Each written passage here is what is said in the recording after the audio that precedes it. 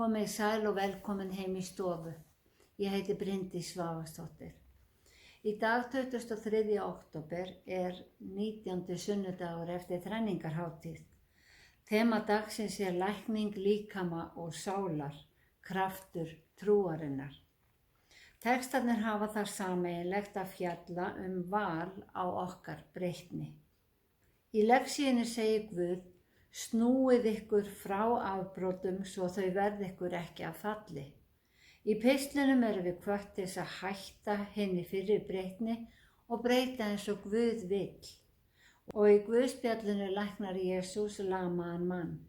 En við skulum byrja þessa stund á því að signa okkur og við segjum saman í nafni Guðs Föður, Sonar og Heilags Anda. Amen. Og heyrum heilagt orð Guðs. En þegar Páll skrifar pistilinn til safnaðarins í Efesus er hann í fangelsi.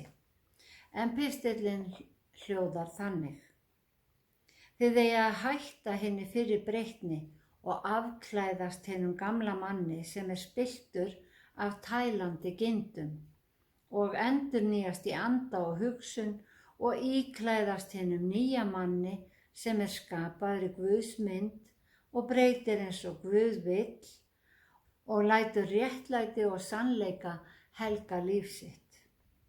Leggið því af lygina og talið sannleika, hvert við sinn náunga, því að við erum hvert annars limir. Ef þið reiðist þá syndið ekki. Sólin má ekki setjast yfir reiði ykkar, gefið djöflinum ekkert færi. Hinn stelvísi hætti að stela en leggi hart að sér og geri það sem gagnlegt með höndum sínum, svo að hann hafi eitthvað að miðla þeim sem þurfandi er. Látið ekkert fúkyrði líða ykkur af munni, heldur það eitt sem er gott til uppbyggingar, þar sem þörf gerist til þess að það verði til góðs þeim sem heyra. Hryggið ekki Guðs heilaga anda sem þið eruð innsigluð með til endurlausnar dagsins. Látið hvers konar beiskju, ofsa, reiði, hávaða og lastmæli vera fjarlægt ykkur og alla mannvonsku yfirleitt. Verið góðviljuð hvert við annað, miskunnsöm, fús að fyrirgefa hvert öðru eins og Guð hefur í Kristi fyrirgefið ykkur. Þannig hljóðar hið heilaga orð. Þemað er lækning líkama og sálar. Í bréfinu hvetur Páll söfnuðinn til góðra verka þó það blási á móti hjá þeim. Lífið verður ekki dans á rósum við það eitt að verða kristinn. Lengi lifir í gömlum klæðum og venjum. Páll notar samlíkinguna að afklæðast gömlum og íklæðast nýjum manni, því að hinn gamli maður var krossfestur og grafinn með Kristi. Samlíkingin í niðurdýfingaskírninni er að upp úr vatninu stígi nýr maður, endurfæddur í Kristi, eða eins og þema segir, læknaður á líkama og sál. Jesús sem talaði í dæmisögum og myndlíkingum notaði hugtökin heilbrigðir og sjúkir, réttláta og vantrúaða. Hann segir ekki þurfa heilbrigðir læknis við, heldur þeir sem sjúkir eru.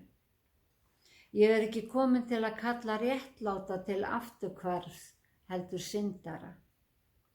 Jesús kom ekki til þess að stunda líkamlega lækningar, heldur til þess að lækna sálirnar, en hann kenndi í brjósti hina sjúku og læknaði þá. En margir tóku trú vegna kraftaverkana en aðrir vegna boðskaparins.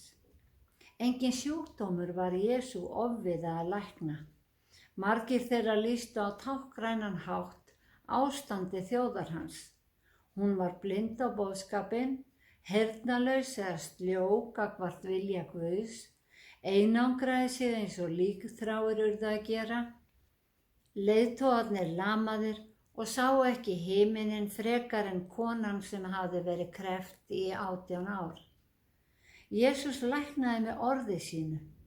Fólkið var heilt á svipstundu en lækning sálarinnar, að taka sinnaskiptum, tekur ef til vill aðeins lengri tíma. Í Matteusi segir, Jóhannes skýrari kom fram og predikaði taki sinnaskiptum, himnaríki í nánd.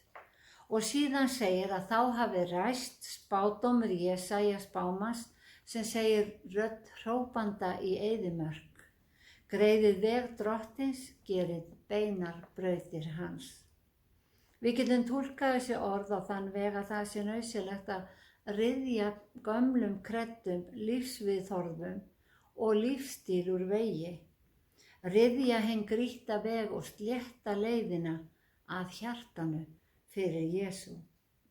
Sál okkar þarf að endurnýjast af heilugum anda, því að andi Guðs hefur áhrif á alla okkar hugsun og hjálpar okkur að bregðast við eins og Guð myndi vilja að við gerðum. Við sinnaskipti hinn nýji maður kominn til að vera. Páll skrifar, ef einhver í Kristi hann orðinn nýr maður. Hið liðna varð af engu, nýtt orðið til.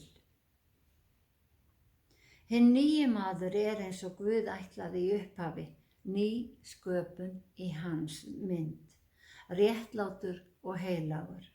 Réttlátur gagnvart náunganum og heilagur gagnvart Guði. Að verða kristinn leiðir til breyttra hátta í daglegu lífi og Páll segir að menn skuli afklæðast lyginni og íklæðast sannleikanum, því lygi innifelur alls kyns óheiðarleika. Orð kristins manns á að vera áreiðanlegt. Síðan nefnir Páll fúkyrði. Já, svo blót ekki sér íslenskt fyrirbrigði ef við héldum það. Á mínum yngri árum umgekkst ég fólk sem blótaði í öðru hverju orði. Og eins og með alla lesti þá var engin vandi fyrir mig að taka þetta upp. Og það var mér svo tamt að ég tók ekki eftir því hvað var raunverulega mikið.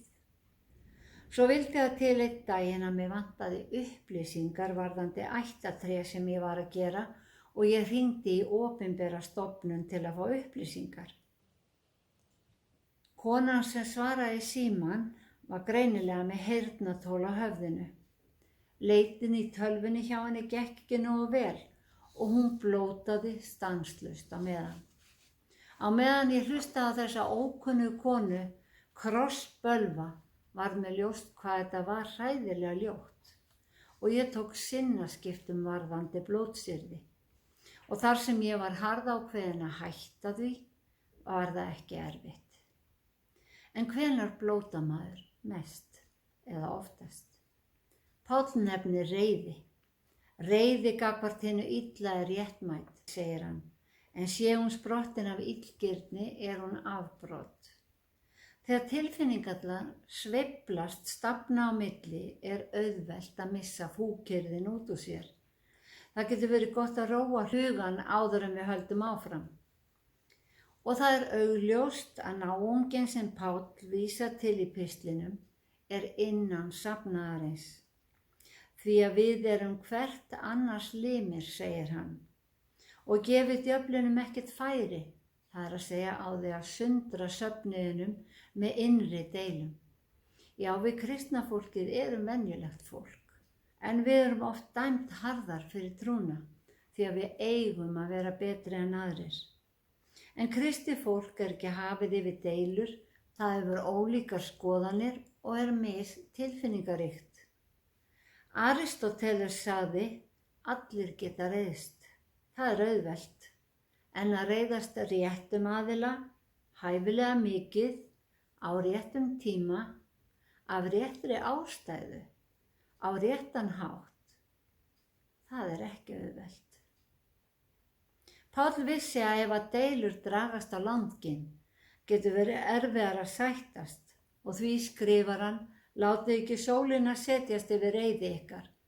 Verið góðviljið hvert við annað, miskunnsöm, fús að fyrirgefa hvert öðru eins og Guð hefur í Kristi fyrirgefið ykkur. Það öllum nauðsynlegt að geta fyrirgefið en einnig nauðsynlegt að vita hvenær á að dusta rykið af fótum sér og yfirgefa svæðið eins og Jesús sagði ef maður er ekki velkominn. Kristið fólk þarf eins og aðrir að velja sér vini. Við erum ekki neydd til að vera vinir allra þó við eigum að sýna öllum kærleika og vera fús að hjálpa.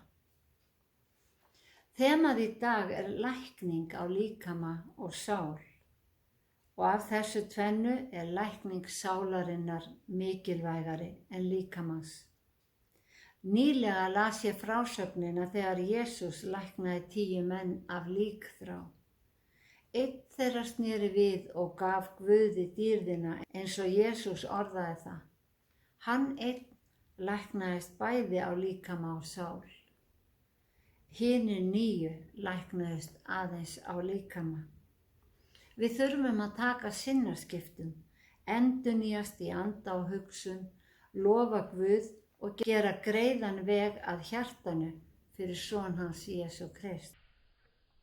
Í lektíunni erum við hvött til að breyta rétt og fá okkur nýtt hjarta og nýjan anda.